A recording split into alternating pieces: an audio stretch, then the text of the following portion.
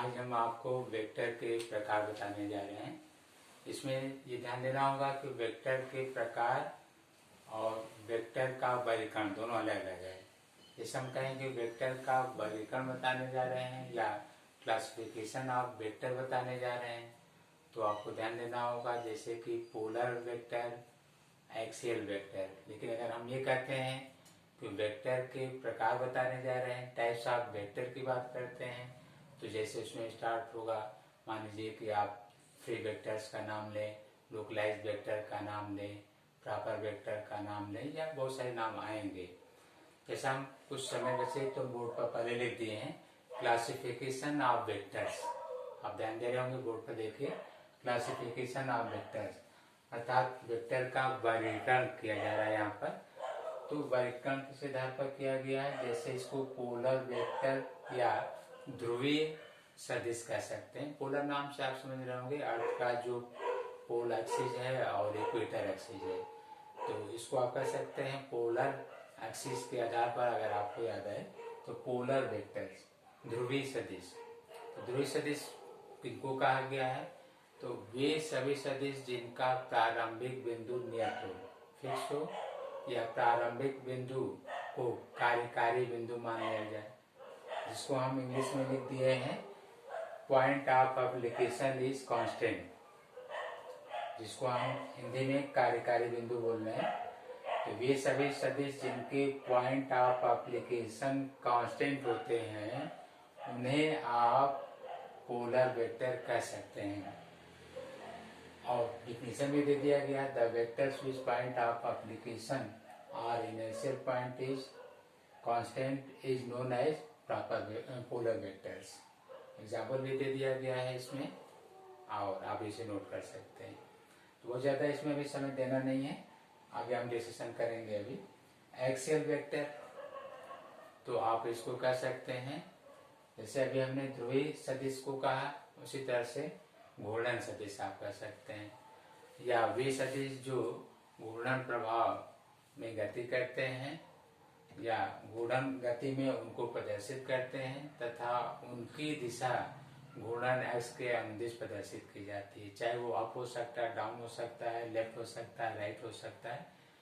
तो आप इसको कह सकते हैं तो वे सभी सदिश जिनमें उनकी दिशा घूर्णन एक्स के अनुदिश प्रदर्शित किया जाए, वो आप एक्सियल वेक्टर में लेते हैं। एक्सियल वेक्टर में रोटेशनल इफेक्ट आता है। तो for rotational motion the physical quantities related with rotational motion like is angular velocity, angular acceleration, इस तरह से आप ले सकते हैं। कोई कोणीय वेग ले लीजिए, कोणीय त्वरण ले लीजिए, कोणीय संवेग ले लीजिए, तो उनको आप एक्सियल वेक्टर में रखेंगे और उनका डायरेक्शन हम घूर्णन एक्स के दिशा में लेंगे। तो इसको रब कर दे रहे हैं, देखिए।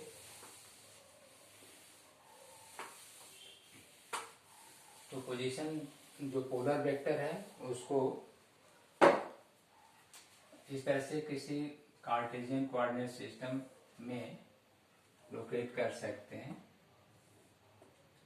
जैसे कोई पॉइंट है, इसका ओरिजिन है और इसे आप एक्स वाई जेड पॉइंट का नाम भी दे दीजिए, तो ये पोजीशन वेक्टर के रूप में हो गया। या इसको कह लीजिए आपने फिक्स कर दिया तो लोकलाइज्ड वेक्टर के रूप में भी हो जाएगा। तो ये पोलर वेक्टर के लिए दिखाया गया। डिस्प्लेसमेंट हमने इसका नाम दे दिया, मॉड ले लेंगे, डिस्टेंस कह सकते हैं। टाइम के रिस्पेक्ट में कोई पोजीशन वगैरह दिखाएंगे, वो वेलोसिटी हो सकता है, मॉड ले लेंगे, स्पीड हो सकता है। तो ये रिप्रेजेंटेशन दिखाया जा सकता है। लिखना होगा तो R X I Y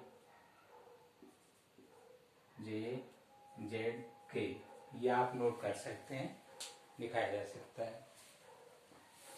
Excel vector में अगर आप कोई अच्छा फिगर दिखाना अगर चाहते हैं तो आप इस तरह से ड्रा कर सकते हैं। मान लीजिए कि ये घूर्णन एक्स है या एक्सिस ऑफ रोटेशन है।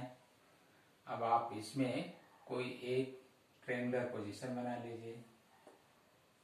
जैसे देखिए इस तरह से हमने ड्रा कर दिया।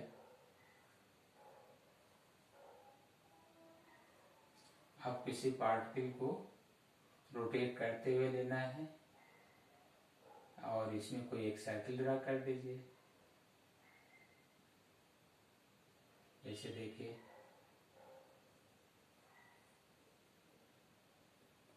इस तरह से ये कोई ड्रा कर दिया पॉइंट।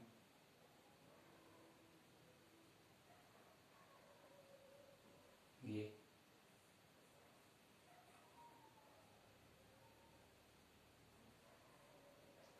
यहाँ पर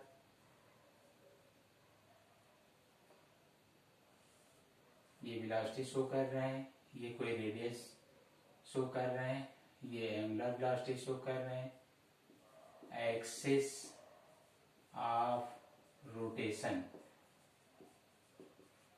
घूर्णन एक्स। ये कोई पॉइंट है जिसको आप रोटेट करते हुए दिखा रहे हैं।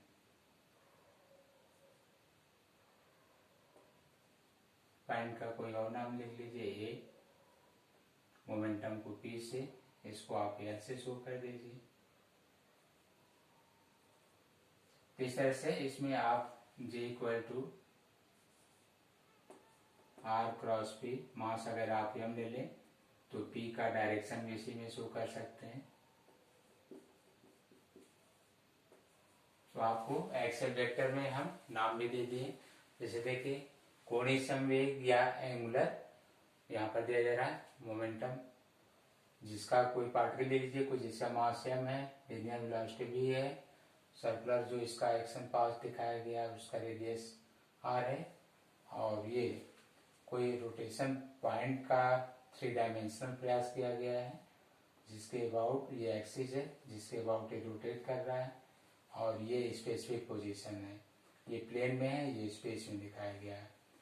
तो इसका हम एंगुलर मोमेंटम शो किए जैसा ही रिप्रेजेंट किया गया है। या आप कह सकते हैं एक्सियल वेक्टर को आप ऐसे ले लीजिए, क्लॉकवाइज और एंटी क्लॉकवाइज ऐसे दिखा सकते हैं, और फिर या ऐसे दिखा सकते हैं। जैसे ये क्लॉकवाइज रोटेशनल है, ये डायरेक्शन शो करेगा, या आप ऐसे ले लीजिए एंटी क्लॉकवाइज रोटेशन है, ये एक्सिस डायरेक्शन शो करेगा। तो एक आपको एग्जांपल हमने दे दिया एक्सियल वेक्टर, तो इसको आप घूर्णन सदिश के रूप में ले सकते हैं। जैसे यहाँ पर है ये ओमेगा, एंगुलर वेलोसिटी आप ले सकते हैं, जैसे आप लिखते हैं v equal to R cross omega. तो ये देखना होगा कि आप बताइएगा कि सही लिखा है या ये सही लिखा है, तो ध्यान रखिएगा। ये छोटा क्वेश्चन है लेकिन आप मिस्टेक करते हैं। रोटेशनल प्रभाव सबसे पहले ये, अर्थात पार्टिकल पहले एंगुलर पोजीशन चेंज करता है, या हम थीटा लिख दे रहे हैं, एंगुलर पोजीशन चेंज करता है, जिसका फिर लीनियर प्रभाव मिलता है। तो करेक्ट ये होगा, आप इसको करेक्ट रीड करेंगे, और ये रॉन्ग होगा। तो ये ध्यान देना होगा कि आप कहीं इसमें मिस्टेक न करें। तो इसको क्या कहा गया है कि ये आपका एंगुलर वेलोसिटी एक्सियल वेक्टर में आता है। तो आज आपने अभी क्लासिफिकेशन ऑफ वेक्टर को देखा, जो डिस्कशन हो रहा है क्लासिफिकेशन ऑफ वेक्टर। तो 2 पार्ट्स में मिला, polar and axial vector. Fan को आप ले लीजिए, मोटर ले लीजिए, इलेक्ट्रिक मोटर ले लीजिए, जितने भी है इस तरह के सिस्टम जिनका एक्सिस जो है फिक्स है और रोटेशन इफेक्ट दिखाया जा रहा है, आप उसको इसमें रख सकते हैं। अब आ जाइए कुछ क्वेश्चंस, जैसे इस पर अगर कोई प्रॉब्लम बनता है या कोई ऐसा टॉपिक जो अच्छे हो, एग्जाम में आ सकते हो। कोई डिफिनेशन सिर्फ स्टार्ट करने के लिए होता है, समझाने के लिए होता है, बेसिक होता है कि उसको पढ़ने के बाद आपको क्या कोई ऐसा पॉइंट मिलता है जो एग्जाम में आ सकता हो, तो वो आपके लिए होगा। बाकी तो ये जो रीड कराने के लिए है, स्टार्ट करने के लिए पर्याप्त है इतना। तो आपसे कहा जाए कि मल्टीप्लिकेशन ऑफ 2 पोलर वेक्टर्स, जैसे आप 2 पोलर वेक्टर्स को मल्टीप्लाई कर रहे हैं, उसमें आप डॉट लगा दीजिए तो वो स्केलर चला जाएगा। आप जानते हैं डॉट और क्रॉस प्रोडक्ट के लिए। इसी तरह से आप पोलर और एक्सियल वेक्टर का प्रभाव देखिए, अभी हमने बताया था। तो ये आपके क्वेश्चंस हैं। देखिए टॉपिक छोटा ही रहता है, अभी हमने लिख दिया उसमें जरा सा आप ध्यान न दें। अब ये लिखा था मैथमेटिकल में हम लोग लिखते हैं v equal to R omega, question select कर सॉल्व कर लेते हैं, कोई प्रॉब्लम नहीं।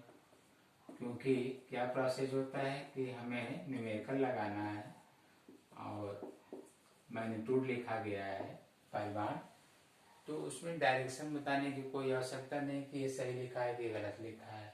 कोई मान दिया होगा, रख देंगे, आंसर आ जाएगा। लेकिन जब आपने वेक्टर देखा था तो ध्यान देना होगा।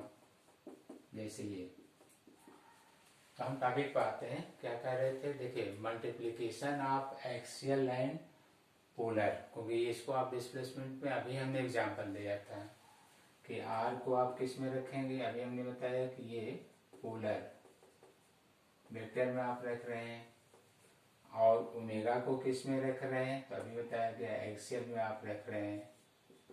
अब क्रॉस प्रोडक्ट है, तो देखिए एक्सियल और पोलर का क्रॉस प्रोडक्ट वी आ गया, और वी को आप कह सकते हैं कि ये पोलर वेक्टर है।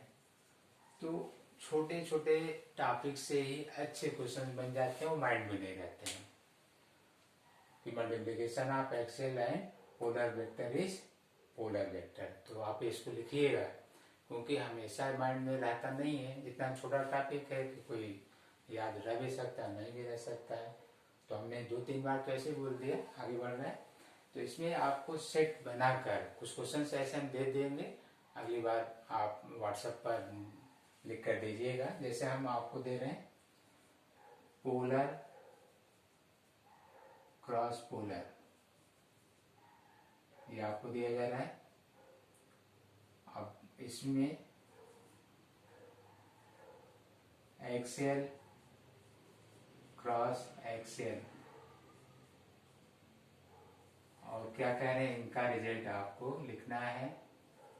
क्या आना चाहिए, रिजल्ट लिखना होगा उस पर। तो पोलर क्रॉस के रूप में दिए हैं, पोलर एक्सियल क्रॉस के रूप में दिए हैं एक्सियल। क्या आना चाहिए रिजल्ट, ये आपको लिखना है। प्रयास करिए, अभी तो हम बता देंगे तो आपका प्रयास खत्म हो जाएगा। आप प्रयास करके इसको लिखेंगे। हम कॉम्बिनेशन का चूंकि दे चुके हैं, तो ये आपको अभी हम नहीं कर रहे हैं। क्यों, ये लिखा हुआ है पोलर इनटू एक्सियल, तो ये अभी आपको हमने दे ही दिया है कि इसका रिजल्ट जो है आप पोलर के रूप में लिए हैं। ये 2 रिजल्ट आप सबमिट करते हैं। तो होता क्या है कि जब आप चैप्टर पढ़िए तो उसमें लगातार कुछ न कुछ प्रयास करते रहिए, समय दीजिए, तो आपको लंबे समय तक याद रहता है। तो ये आपके कॉम्पिटिटिव लायक आ गया। टॉपिक बहुत छोटा, लेकिन ये काम लायक हो गया। तो आपको ये नहीं कहेगा कि पोलर वेक्टर की डेफिनेशन क्या है या एक्सियल वेक्टर की डेफिनेशन क्या है, लेकिन हाँ, उन्हीं में से अगर ये कोई पार्ट आ गया तो आपको सोचना होगा कि क्या एक्सियल वेक्टर का मल्टीप्लिकेशन पोलर में आ सकता है या नहीं। तो आप प्रयास करिए, 2-4 क्वांटिटी लिखिए। आप चैप्टर भी हम आपको हेल्प करते हैं, रोटेशनल मोशन देख लीजिए, उनमें से और linear equation of motion, circular motion आप ढूंढ के उसमें देखें, उनको मिलाइए कि क्या आपको मिलाने का सेंस हमारा 2 एक्सियल वेक्टर होना चाहिए। एक आध पॉइंट कहिए तो जैसे हेल्प करें। मान लीजिए 2 एक्सियल वेक्टर में अगर आप रोटेशनल का जाएंगे तो एक साथ हम नहीं लिख रहे हैं। जैसे मान लीजिए टॉर्क है, आपको मिला मोमेंट ऑफ इनर्शिया है, या एंगल है, या ओमेगा है, तो इनमें से देखिएगा 2 एक्सियल का कोई मल्टीप्लिकेशन होता भी है या नहीं होता है तो उसका रिजल्ट हमें किस रूप में मिल रहा है। हो सकता है जो रिजल्ट है उनमें आपको केवल पर्टिकुलर मिले, जैसे कि वो पोलर आ रहा हो या एक्सियल आ रहा हो, या आपने एक सर्टिफिकेट एग्जाम्पल ढूंढ लिया जिसमें पोलर भी आ रहा हो और एक्सियल भी आ रहा हो, तो उसको आप ये बनाकर तैयार करेंगे। तो 2 टॉपिक आपका कुछ क्लियर हुआ। कौन कौन, ध्रुवीय सदिश और किस टॉपिक को दिया गया, इसको ध्रुवीय, ये जिसको हम ये कह सकते हैं पोलर नाम दे रहे हैं, और दूसरा आपको दिया गया था एक्सियल वेक्टर। हम क्लासिफिकेशन को हटा रहे हैं, काफी समय आपको इस पर दे दिया। अब आपको रीड करना है यहाँ पर डिफरेंट